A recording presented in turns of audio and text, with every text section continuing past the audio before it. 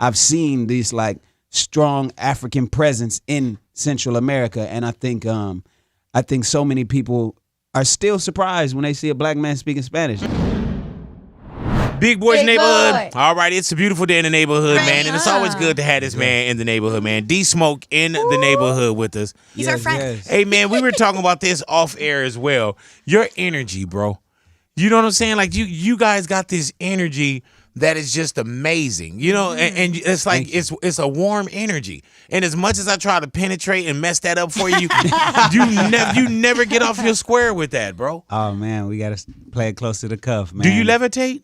Yes. It seemed like, like, sometimes- it seemed like, Yeah. it seemed like you just get somewhere and just start to levitate a little bit. Just hover. And what I want to say before we do anything, bro, is I want to get you back in the neighborhood very soon because I want to get you in after we hear the album. Cool. You know, and when he came in, I was like, man, you really gonna have us wait? Yeah, You know, and he could have we gave wanted it to the us, early plug. but Black Habits. But hey, wait, hold on. Time out. Go ahead now. Before we continue, is my mic still on? 'Cause I Yeah, can't hear yeah, my- yeah. Okay, for sure. Oh, I played you some of the project last time we came through. Really? Months back. You got the you got exclusive the exclusive. early. Yeah, but Remember I'm we talking cut the cameras off and the mics off. But and did we pressed play. get married to it? Nah, Did you give it to us? Like, nah, we like didn't. I wanted to sit down and next time we sit, I want to You just give us quote an lyrics. appetizer. Why Gotcha, this? You know, gotcha. because I think that the way that you get down, Smoke, is I want to have this journey through the album. Absolutely. You know, because I know you're not wasting words. No. I know Not you're not one. wasting talent. Not I know you're one. not just like, I'll put this on there. So I'm ready for a whole different energy project, bro. Yes. You know what I'm saying? Now, why the title Black Habits? Okay, so it's called Black Habits because it's somewhat of a journey through my family's experience with, drug addiction, incarceration, pops coming home, redemption, and so it's that journey, and it's the good and the bad. It's a celebration of blackness and all that it is, for me, from my perspective. So I was rolling with my nephew, and the way my projects come together, we have a lot of music prior to we decide what the name is, right? It's not like we go in like, okay, I'm gonna market it like this. Now let's make some music. Yeah, like this the title. All right, we got to fill it in now. Yeah, exactly. No, we've made so many songs, and when I sat back and realized, because I had another title in mind, I sat back and realized I was like, oh shoot, this is a darker project, and not darker in a sense like it's depressing, but it's just like a deeper, a full project. And I was actually with my nephew who's 15. He goes to Inglewood High, and I was like, man, I want to call it Black something, like just it's. And this is before we knew we were gonna release it during Black History Month. Wow. And he knows the music, and those are the people I kind of consult when I'm trying to bring my thoughts together. And the first thing he said, literally, and it's my nephew Ricardo, he was like, Black Habits. I was like, Black Habits. Damn. You're a genius. You know what I'm saying? Like it. that's it. Like, and the interesting thing is my other nephew did something similar when I had written a book, and that's gonna come out sometime later. And the main character of that book is named Isaiah. And I was like, man, it's this kid named Isaiah, vivid imagination, this, that, and the other. He was like, Vivid Isaiah. Damn. You need to bring your nephews over These here. kids, man, Hey, so man, but you got to Yeah. tap in. You know what I love about that too, man, is that you accept the energy. absolutely. You know what I'm saying? No matter where it's coming from, because you got to have where you got to listen to others, tap into the young, your elders, whoever it may be, bro. And it's crazy that you tapped in. Now, me personally, I wouldn't have told the story that it came from my nephew. Right. I would have said I did it. I was would have been sick. like, man, I was just rolling. I'm looking around. I was like, man, Black Habits. But, you're a Right. totally different individual than I am. Is it a little different going in now? Do you feel like with Black Habits, when you say it's dark, but it's not like depressingly dark? Right. Is it more, do you feel like you open yourself even more so, like peeled off more layers with the album? Absolutely. And when I say it's dark but not depressingly Yeah. dark, it's like it's that type of like depth that's real inspirational, Yeah. right? And not inspirational because it's like, you can do this, just keep going. Like there's none of that really. It's just, this is where we come from. So people know the story already. They know how it concludes. They've watched the Netflix thing. So we're giving them the backstory. And in doing that, it's like it's inspirational. You get that depth. And then musically we connected with the right people to be able to do it and never compromise how enjoyable you can just make music. You know, DJ BattleCat has one of my favorite songs. Him and Lawrence from 1500 have one of my favorite songs on the project, which is Sun Kissed Child. Oh, why is it your favorite? Oh my goodness! When you hear that chord progression, it's just the one. BattleCat got on the talk box and it just made this West Coast moment, and the progression was Lawrence's, and then BattleCat just built, composed this thing around it, and it has that West Coast sound that it's just the music is there, and so that was one of those. When I got with BattleCat, I'm thinking, I want one of them. Bangers that I'm and it still got that. It still got that feeling, but you can never predetermine what you're gonna connect on. But that's what I love about you, Smoke, is we can't figure you out. Man, you know what I'm saying? Even just watching Rhythm and Flow, or when you listen to your project, it's just like we think you're going in one direction, and then it's like that's why it's like a musical journey that you give to us, man. And that's why I can't wait to actually have Black Habits like in my hand. You know what I'm saying? In my headphones. On your Instagram, you shared a bunch of like pictures and different things. Was the album inspired by these different pictures that you showed? Something that really caught my eye was a letter that you wrote to the judge, and it says, and it was marked November 3rd, 1992. It says, "Dear Judge Smith, I'm writing this letter because I miss my dad, but I know he did something bad," already rhyming. But I know he won't do it again because he loves me. Please give him a chance. Thank you. Daniel, 2nd grade. Yeah. That was a real letter because it's stamped. Real life, yeah. How did you get that back? That's one of those things I didn't realize my mom had archived, and so literally I saw that like 2 weeks ago. So that's something that we, our team, we're on the fly. We'll call it audible, like, the people need this. This completes the story, and this is evidence that we're coming from that real place. So when I saw that, I was like, oh, I already had the plan to release the pictures, like Pops and his 3 sons, locked up. Even the family portrait, which is the album artwork, is a visit. It's not. It looks like this happy black family, but people who know can look at my dad's outfit and be like, we know. We know. That's visiting day. That's visiting day. Yeah, and all that joy is just the joy of, man, we actually get to see you in person. This is not everything is perfect. Is that something that you have to go with your dad and be like, is this okay for us to share with the world? You know what?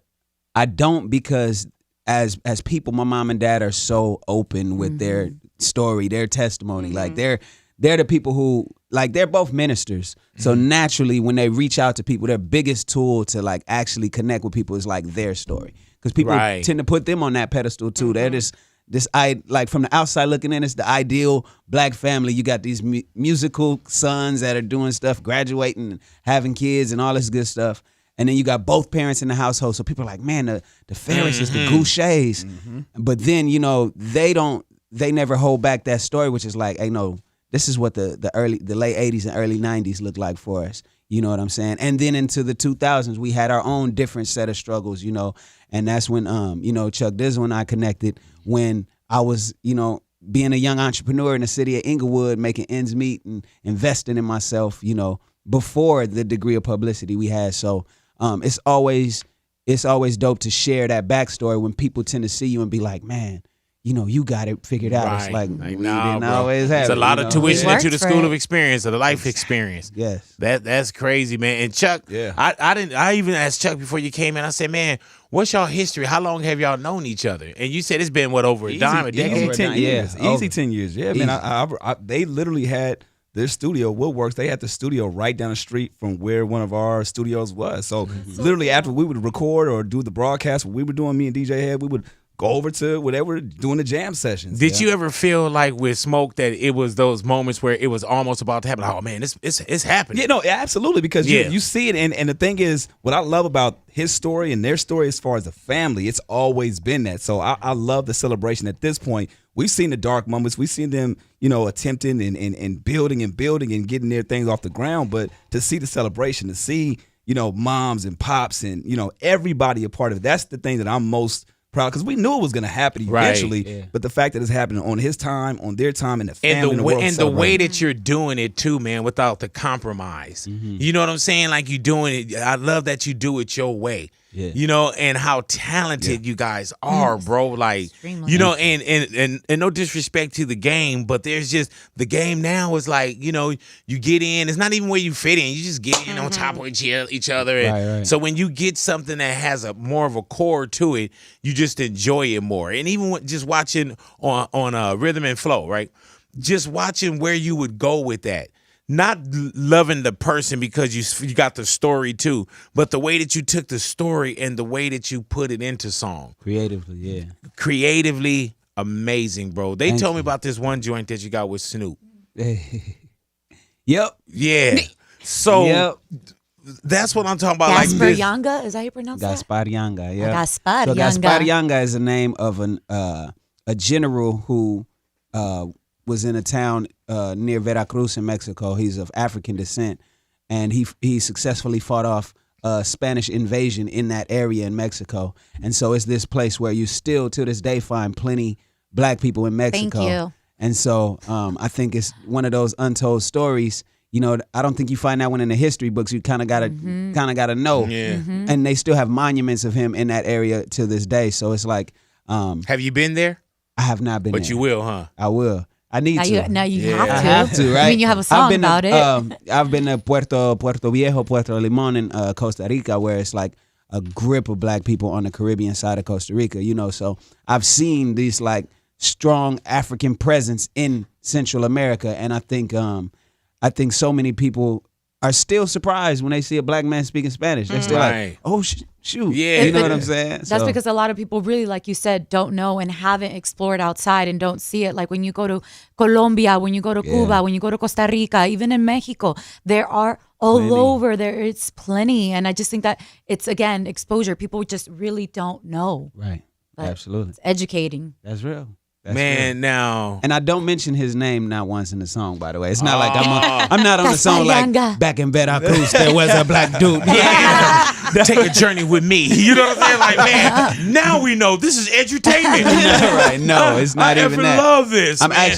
actually that's the song where I'm acting up the most. You know what Yeah. I'm saying? And so in the on in the your way emperor that stuff. you said what? Yes, I said you on your emperor shit Exactly. on that one. Easy Exactly. call. In the way that you would kind of summon that energy of like, okay, we taking over, you know. Is it easier to get like a feature or easier to get things done now since the win and you know what I'm saying? Absolutely. You know, I believe that the true price for a feature, because people hit you up like, how much you charge for a feature, you know, and there were times when I did that too, like, hey man, what's up? I need a feature, thinking that would get me somewhere, not knowing. And it wasn't until Sir signed to TDE that he told me like, bro, you my brother, I can do a feature with you now, but believe you me, it's not gonna do what you imagine it's gonna do. That one feature is not gonna change your platform, right? The price for a feature should be mutually beneficial.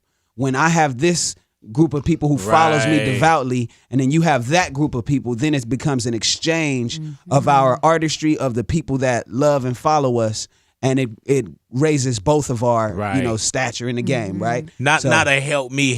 not a help me. Yeah, you know, help and me, then- help me, man. And not only that, it might give you an immediate look, but then Right. it also puts you in a position where to everybody who hears that song, you look like the young homie on there. Right. Right. A lot And of that's a people, hard introduction sometimes to shake Yes. too. Yes. You know what I'm saying? Yes. Because then you've kind of put a cap on yourself, like, oh, he's that person's little. You know what I'm saying? Speaking of features, you have Ari Lennox on for do, Real I Body. do. How did that come together? You know what? I wrote the song Real Body just before I went on Rhythm and Flow, and this producer named Beast from London, who produced Classic Man for Jadena, he's super dope. I wrote a verse and a hook to Real Body, and it's super mellow, and I kind of tapped into that just writer energy. I didn't know what I was gonna do with the song, but this is one of two songs on there where I'm more singing than rapping, and once I got through the hook, I was like, okay, you know, the content, the basic content of Real Body is like appreciating a woman for, despite in spite of her flaws and all of that, you know, appreciating the flaws themselves, you know, and so, but of course, one of the lines is that's your real body, and that's somewhat controversial in the sense that some women are like, I have complete agency over my body. If I want to enhance it, that's my choice, right? And I'm not. And that's true. It's not mainly. It is. It's not a commentary on that, but I knew that some people would take it as such. So I felt like the proper thing to do would be to get a woman on there who's celebrating herself. Yes. And so I just held on to it for some time. And one time I was on Instagram and Ari Lennox goes live and she's She going loves to up. go live. I check in because I'm like, oh, it's going down. We got to watch that. She's awesome. Ari Lennox TV. You know what I'm saying? Hilarious, beautiful. So I get on there and I'm like, what's up, Ari? Right. And then she's like, hey, Smoke, hey, congrats. You did dope, blah, blah, blah. And then I just commented again, like, to the fans, like, hey, somebody tell Ari I got a song for her. Yeah. Fans went up. You know what I'm saying? Like, do the song with Smoke, right? So then she hit me like, hey, here's my contact info. And then, we stayed in touch. Then she let me know when she got in the studio out here, invited me through. And, I didn't know. I never assume that something's going to happen. Sometimes people just do it to build. And I know everybody's working. So I go there. I play one record, which was Black Habits Part 1, just to let her know this is some of what we got in the bag. And then she was like, then I played the next one, which is the one I had in mind for her. I was like, this is what I had in mind. Let's see what happens. So I press play. She hears it all the way through, doesn't say a word. And then she's like, play it again. Then we play it again, doesn't say anything. Then she's like, play it again. Then me and the engineer caught on, my boy Julio. Julio opens up Pro Tools, puts it on loop. And then after listening, she didn't do anything the first 4 listens. Then she's like, play it again. And then she reaches for a pad and she starts going in. Damn. Right? And then 30 minutes later, she goes in the booth and her first lyrics are, thighs mimic strawberries, ripe for the right picking, rolls for your Thanksgiving, 4C nappy, high C drinking. Like, I'm like, I love her. I love her. Going She's so off, talented. right? And ended off her verse, with a challenge to me. Like I was all on the poetic, every scar, every line on your hips is only hieroglyphs. I'm reading your walls, talking poetically, but at the end of her verse, she's like, let's get it. Like she didn't say it like that. Yeah. She said, I can't Different say it on the words. radio, but and so I had to go again in the third verse and really talk my stuff, Isn't it crazy though how when you was first building that song, you didn't know what the next brick was. You know what I'm saying? Right, You knew you had exactly. something special. Exactly. And then how God works or how the universe works. You know what I'm saying? That it came together. It says not knowing what it's for. Right. But you knew it was for something. Right, exactly. And the way that it came together. Did it feel like the whole entire Black Habits project was like that? Sometimes I feel like it just writes itself. Yes. I mean, there's so many moments because there were times where I went in with an intention and something completely different happened. And then some verses, when I'm done writing them, I look back and I listen to them and I'm like, dang, how did that come together? And I think if you create from a place where it's like, the only thing I want to give people is my unique contribution to the creative world. Like, I don't want to give them something that I want to give them. I want to give them what's right. Then so many records come together like that where it's like, okay, you look up, like you damn almost blacked out and then come to and then you look up and you like, I like this. You know what I'm saying? I'm humbled almost and blown away that this is what came out of that experience. So it's a lot of that on this project. How many do you record before you say these are my X amount? How many's on there? 14, It's 16? 15 songs, 16 tracks with the intro. How do you pick that? Oh man. Or how many do you record? I probably have recorded at least 60. At least. What's the process of elimination? Well, we kind of make playlists as we go along. So it's like some were never on the playlist. Like Right. we're like, hey, that's dope, but that's left. Anyway, you know what I'm yeah. saying? That ain't got nothing to do with what we're doing right now. And there are songs that never made the playlist that we're like, I can't wait to put that out. It's just not. This Not is right not now. time for that. I have songs. I have songs with major features on there that aren't on there that we plan on putting out. But that's you know what I'm lovely saying? too, though, because you can shoot the flare in the air and light up everything and people come to it, or you could just take your time. You know what I'm saying? And I remember years ago, Luther Vandross said, I'd rather sell 15 million albums, 1 million, have 15 albums that sell 1 million than one album that sells 15 million. So you're building, building, and you're building those blocks. Absolutely. You going to do Top of the Morning live for us? I'm going to do Top of the Morning live. I heard that. And we were talking about your Instagram followers. Oh my Ani, God. you said his Instagram followers before Rhythm and Flow was how many? 9 or 10. 9 or It was- 10,000 No, before? you must have looked. Bruh, you must have looked the After? day after. Man. That was probably the morning after it dropped. I had 9,000. The day before, it was 7,575. 7,575 followers. Where are you at now? 1.6 million. That's crazy, bro. Oh, you got that you M. asked. You You got that M. And I did ask, bro. That's like, awesome. like that's crazy. And you know what That's I crazy. love about it, man, is that you didn't go out to get it. Like we found you. You know what I'm saying? We found you. We found a connection. We found a purpose. There was something in us that made us hit that like button. And for whatever the introduction was, like Chuck got 10 years. Some of us don't have the 10 years. Some of us got a little bit before, Rhythm and Flow. And then others, we just like, Rhythm and Flow. so yeah. So it's like where you picked it up at. Where we picked you up is like where we picked you up. And there was something that pulled us towards you. You know what I'm saying? And I'm still amazed by it. I'm not even going to front. you could tell though. And that's a Yeah. good feeling too. Yeah. And you That's- felt the love from the city too. Yes.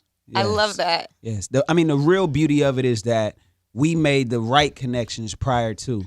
So now it's because LA is a community, that you have to tap into. If I came out of nowhere and then wanted to touch down with the 1500s and the Right. BattleCats and the Chuck Dizzles Right. and show up here, then it would just be weird because it's like, Who are yeah, you? cool, you had a moment. Right, you know what I'm right. saying? But like, who are you? But all of those things were already in play. It was just that on the musical side, I had been in all these studios writing for other people. Yeah. You know what I'm saying? On the community side, I was in the classroom and I had the storefront where we was putting other artists on. Like there were artists who came and performed at my storefront that from being there, they got calls to tour with so many people because people heard their voice. Musicians were touring and stuff. So Doing videos there too. I remember Terrence Martin and Ty Dolla $ign did a video Exactly. there. Yeah, that's true. So Terrence and Ty Dolla $ign did a video in there. My friend Shalia Nicole did a video in there.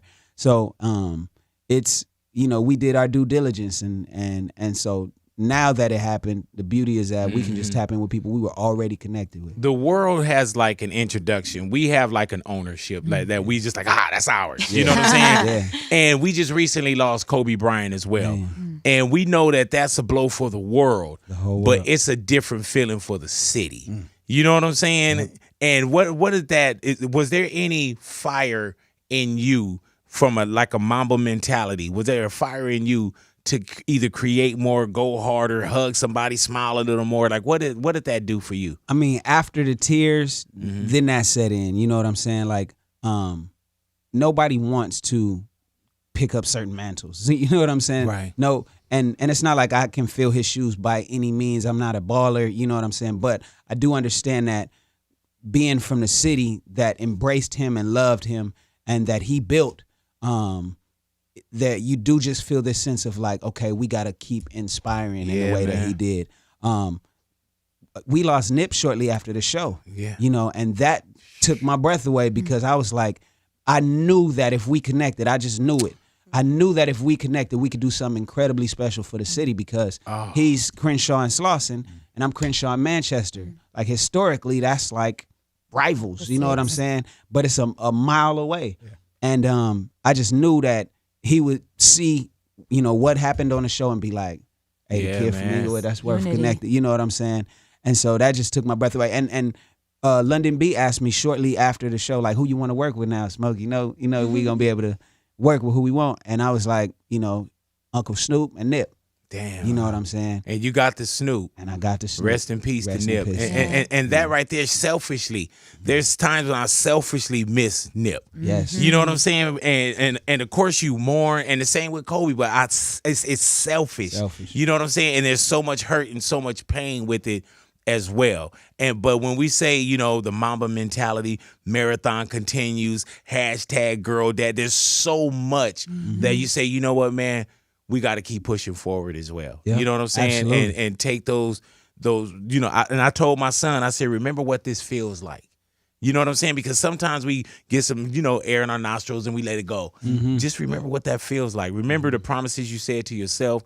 Remember what that low was, and not carry, but remember what it feels like, and see what your journey becomes. Thank you, bro. Yeah, you were saying you love the message in Spanish as well. I saw right there with her pen like, I got this. I was trying to write, but there was a moment that caught my attention that says, ayudar cuando uno necesita. You're talking about helping one another, because I feel like so many people lack empathy and just like how much change that can create. Why was that important for you to speak about it and all the different messages that you're talking about in Top of the Morning? Right. It's super important. My background, I'm a teacher. My parents are like ministers, like literally. And I think it's just people get so caught up on ambition that it's like you lose sight of the fact that the real fulfillment is in what you can do with it. You know what I'm saying? Like all of this crazy stuff going on with me after the show, we flying everywhere, we making money now, but what made me feel good yesterday is the fact that not because I was performing at the Clipper game halftime show in Staples Center. Right. It was the fact that I got my uncle, his son, my godbrother, his son, and my brother, his wife into there so they could have that moment where it's like, these kids are teenagers and below, and one of them, my nephew plays traveling basketball, so it's like he's a serious baller. Like I never was that serious at basketball. Right, I hear you. I'm a killer in the backyard. right. On a 9-foot court. You know what I'm saying? Keep it in the backyard. So, but the fact that I was able to do that, that's where like people lose sight of how to do this and be fulfilled. Yeah, man. And you gotta have the blessing and be a blessing. Exactly. You know what I'm saying? It's so nothing like being in a position where you understand the blessing and being a blessing to somebody else, man. And then your nephew would do that for someone. Absolutely. It can really You know what I'm change saying? somebody's life. Man, thank you for coming into the neighborhood. We'll see you next week. Man, it's a pleasure Yeah. every time. I'll be back next week. Yeah, we'll see you. We'll see you back. next week, man, because sir. we got to get married to the album, man. But just congratulations to you, man, on doing it your way. And I really want to see you win.